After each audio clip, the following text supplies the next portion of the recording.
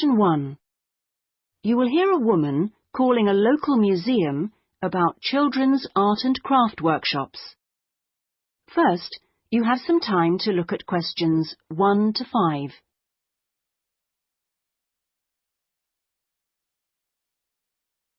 Now we shall begin. You should answer the questions as you listen, because you will not hear the recording a second time. Listen carefully and answer questions 1 to 5. Good morning, Sidmouth Museum. Can I help you? Oh, yes. Good morning. I'm interested in the children's workshops, and I'd like a little more information, please. Do you mean the art and craft workshops? Yes, a friend of a friend mentioned them. The children do painting and make models and so forth. Yes, of course. Where to begin? First of all, as you probably know, they run every Saturday. Fine. And what about ages? Well, all ages from 5 upwards are welcome, though we do ask that children below 8 years of age are accompanied by an adult. Fine. That wouldn't be a problem. What about cost? Well, I think you'll find them very reasonable. It's £2.50 a child, with 80p off for 2 or more children from the same family. Oh, yes. Very reasonable. And are they held in the main museum? Not exactly. They're nearby. Could you give me the full address? I don't know the area very well. Yes. It's Winter House. Right. And that's in Tamer Street. Could you spell that, please? Yes. Tamer Street. Lovely. And I do need to tell you that there's a security entrance, so you need to press the green button for someone to let you in. Don't press the red button, please. But don't worry, it's all clearly labelled. Okay. And one more question. Is parking available nearby? We're driving in from out of town. Your best bet is to leave your car at the back of the library. On a Saturday morning, there are plenty of spaces there. It's right next door to the museum. And can I ask about booking places? Yes, and I must tell you, you really should book by calling the education department here. Oh, I'm sorry. Should I have rung them instead of the main museum number? No, that's fine this time. Please don't worry. But for future reference, I'll give you the direct number. It's 200-765. Great. I've got that. Before you hear the rest of the conversation, you have some time to look at questions 6 to 10.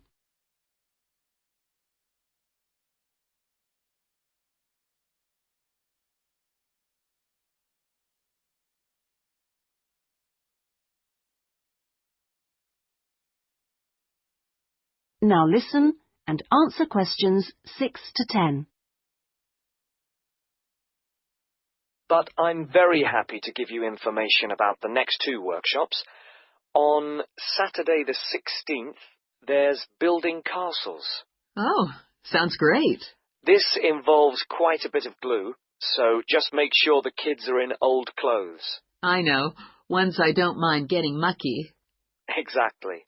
And if possible, could you bring along bottle tops, which the children might be able to use in the models, as decoration? We'll certainly try to find some for you. Then the following week... That'll be the 23rd, won't it? Yes, that's right. On that day, it's what we call Undersea Worlds. This is where they make scenes with fishes, underground caverns, and so on. Is that likely to get very dirty? Lots of paint splashes? Not really. So we don't recommend any special clothes for that one. But if you could search out some silver paper to bring along to use in the sessions, it's shiny, it looks like water, that'd be great. Yes, of course. We'll see what we can come up with. Well, thank you ever so much for all your help. The sessions sound really good, and I'll certainly book up for the next 2. Lovely. Thanks very much for ringing. Bye. Bye-bye. That is the end of Section 1. You now have half a minute to check your answers.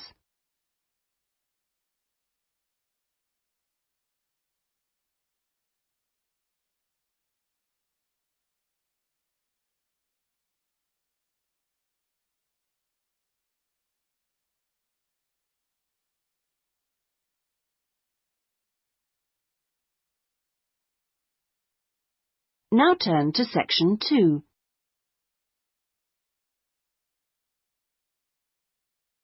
Section 2.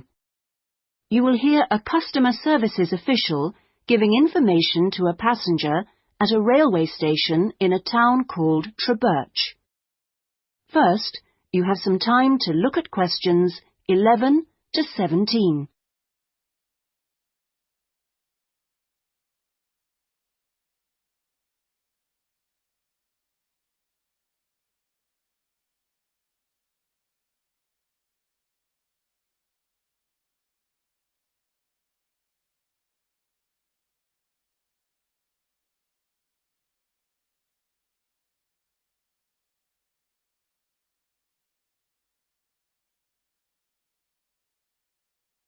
Now listen carefully and answer questions 11 to 17.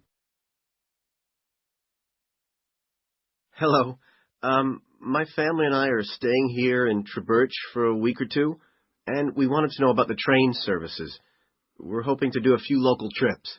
Okay. Well, I can give you lots of details about all the trains going from Trebirch in the southwest. This leaflet will be very helpful, but I can tell you some of the main things. We've got 2 main train stations in the town. King Street is for local commuter lines and regional services. What about trains to London? I'll need to go there on business for one day. Then you need to go to Central Station. That's for all the national services. There are regular trains to London. They leave Trebirch every half hour on weekdays and every hour at weekends. It takes about 2 hours, a bit longer on Sundays. You've got a choice of first and second class, and there's a buffet car, though refreshments are included in the cost of a first-class ticket. Ah, right. And have you got any information on different ticket types? Yes, there's a range of ticket prices depending on when you travel and when you buy your ticket. There's a standard open ticket, which doesn't have any restrictions. This can be bought in advance or on the day. You can also get various discounted tickets. A popular one is called the Super Save, and this is okay for travel after 8:45. Then there is the special ticket, which is valid for travel after 10:15. The special tickets are also valid for travel at weekends. The cheapest tickets are called advance, and you have to buy them at least 6 days ahead. Only a certain number are available, and you have to make seat reservations for these. Before you hear the rest of the conversation, you have some time to look at questions 18 to 20.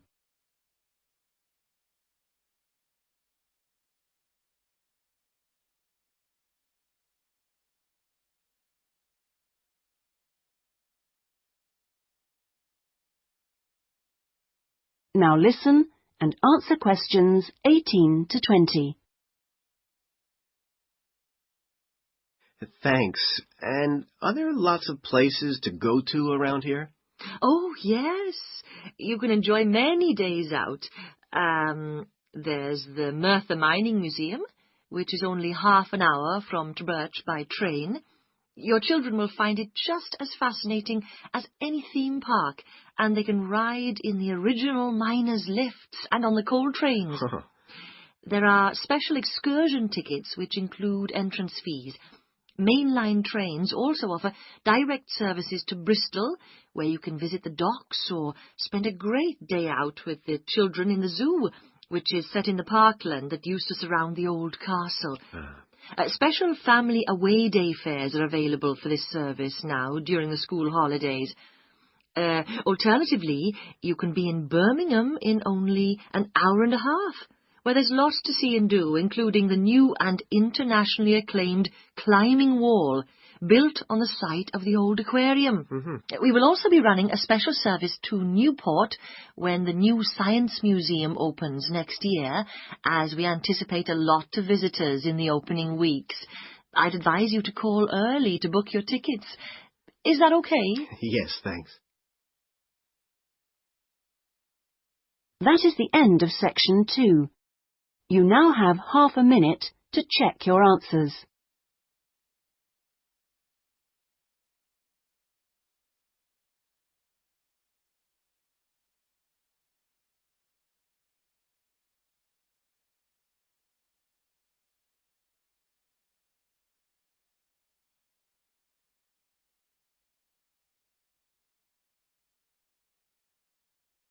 Now turn to section 3.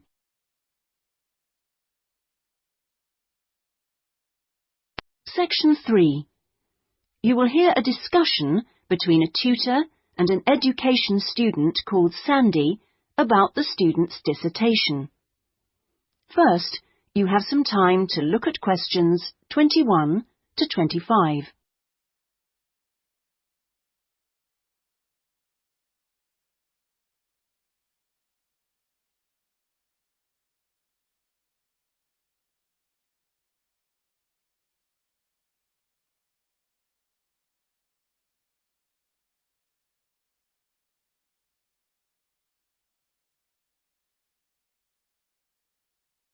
Now listen carefully and answer questions 21 to 25. Hello, Sandy. How have you been getting on with your dissertation? Fine. And I've been working hard on the various action points we agreed on our last tutorial. Do you want to talk me through what you've done? Yeah, sure. Well, we agreed on 3 main targets for me to aim for. The first one was to find out about suitable data analysis software. Yes. And what I decided to do was to look through catalogues specialising in IT. That's a good idea. What did you come up with? I found the names of 2 promising ones. Right. But I also thought it'd be worthwhile talking to a lecturer. Oh, right. Who did you see? Jane Prince. Do you know her? She's in the computer centre? Yes, of course. She's the new head. Yes, well, she was very helpful. Oh, that's good. Did she suggest anything in particular? Yeah, she recommended software called VVAT and said I should book up for a couple of practice sessions using VVAT. Great. I'm sure you'll find them useful. And, of course, the second target was to draw up a survey checklist, which Yes, you emailed me it last week. Have you had a chance to look? Of course. I think it's good. Very much on the right lines. I'd say your first 2 sections are spot on. I wouldn't suggest that you change anything there, but in section 3 you really do need to have questions on teaching experience. Yeah, I was thinking that section looked a bit short. Right. And my third target was do further reading on discipline. Oh, yes. I mentioned a couple of writers, didn't I? Yes, well, I got hold of the Banerjee, and I thought that was excellent, but I'm afraid I didn't manage to get hold of the essays about classroom management. You know, the ones by Simon Erickson. The bookshop said it was out of print, and the library doesn't have a copy. Oh, right. And I'm afraid I've lent my copy to another student. What I suggest you do is try the library again. This time apply for it through the service called Special Loans. Have you done that before? You're entitled to 6 books a year. Yes, no problem. That's what I'll do. So, lots of useful work done. Before you hear the rest of the conversation, you have some time to look at questions 26 to 30.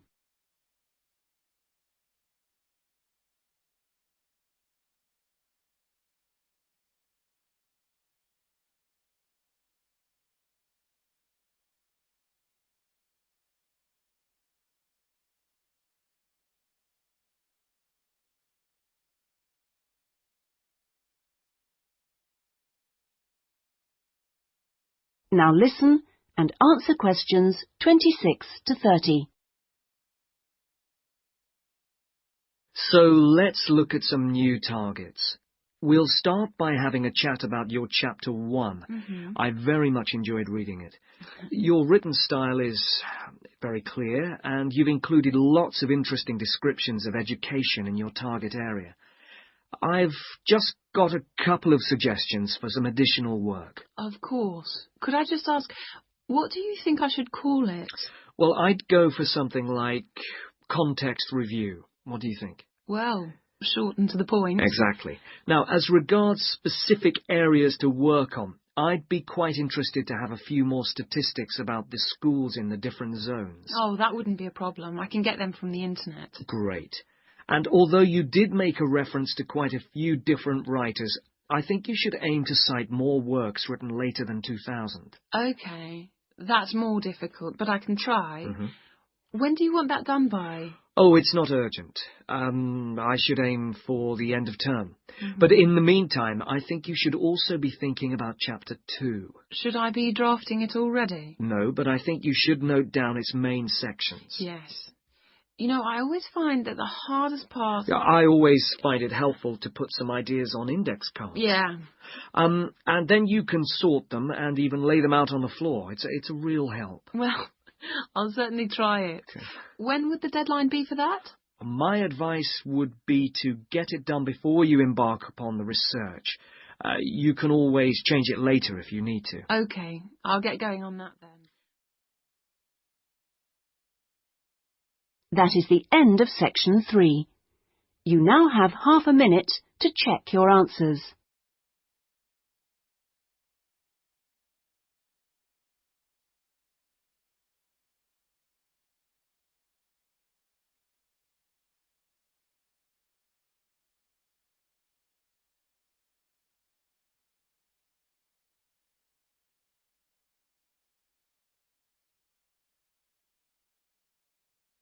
Now turn to Section 4.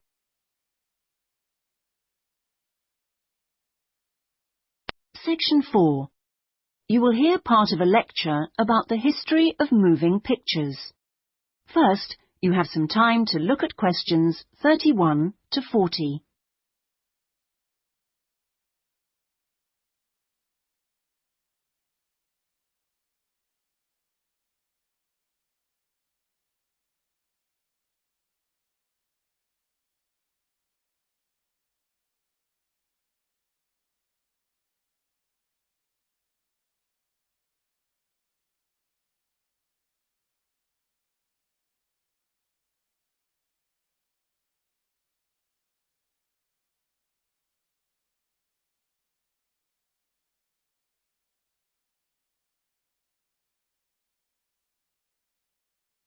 Now listen carefully and answer questions 31 to 40. Many believe that the story first began in America in 1877, when two friends were arguing over whether a horse ever had all 4 feet, or hooves, off the ground when it galloped. To settle the bet, a photographer was asked to photograph a horse galloping, and the bet was settled because you could see that all the hooves were off the ground in some of the photos. What was even more interesting was that if the photos were shown in quick succession, the horse looked like it was running. In other words, moving pictures. The person who became interested in taking the moving pictures to its next step was the famous American inventor Thomas Edison. Actually, he didn't do the work himself, but rather asked a young Scotsman in his employ to design a system, which he did. Now, this young fellow was clever, because the first thing he did was study other systems, primitive as they were, of moving pictures, and then put all the existing technologies together to make the first entire motion picture system. He designed a camera, a projection device, and the film. The system was first shown in New York in 1894 and was really very popular. Apparently, people lined up around the block to see the wonderful new invention. There were, however, a couple of problems with the system. The camera weighed over 200 kilograms, and only one person at a time could see the film. Well now, News of the new system in America traveled fast, and a number of rival European systems started to appear once people had heard about it. The single problem with all the systems was they couldn't really project the film onto a screen, so more than one person could see it. Then, in 1895, 3 systems were all developed, more or less at the same time and independently of each other. I guess the most famous of these was by the Lumière brothers from France, and they called their system the cinematograph, which of course is where the word cinema comes from. There were also 2 brothers in Germany who developed a successful system, and they called it a bioscope. Well, now once the problem of projection had been solved, the next challenge for the inventors was to make the films longer and more interesting. A continuing problem at the time was that the films had a tendency to break when they were being played, a problem which was caused by the tension between the 2 wheels, or reels as they are called, which hold the film. Now, this problem was solved by 2 American brothers. They developed the Lantham loop, which was the simple addition of a 3rd reel between the 2 main reels, and this took all the tension away, with the result that the film stopped snapping.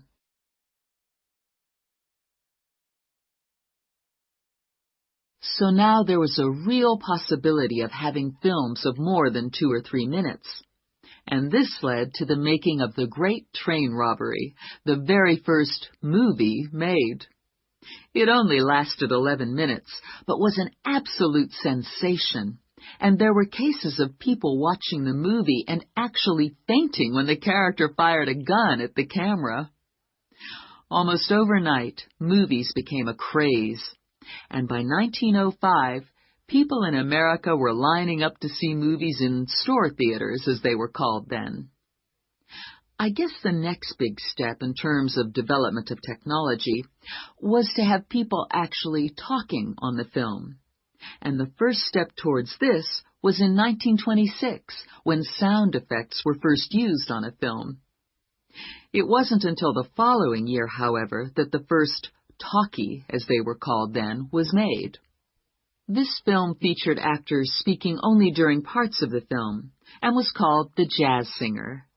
And it wasn't until 1928 that the first all-talking film was produced, and this was called The Lights of New York. Unfortunately, the sound on this early film was not very good, and I believe they put subtitles on the film. That is, they printed the dialogue along the bottom of the film to compensate for this poor sound quality. Now, with the addition of sound, moving pictures became far more difficult to make. That is the end of section 4. You now have half a minute to check your answers.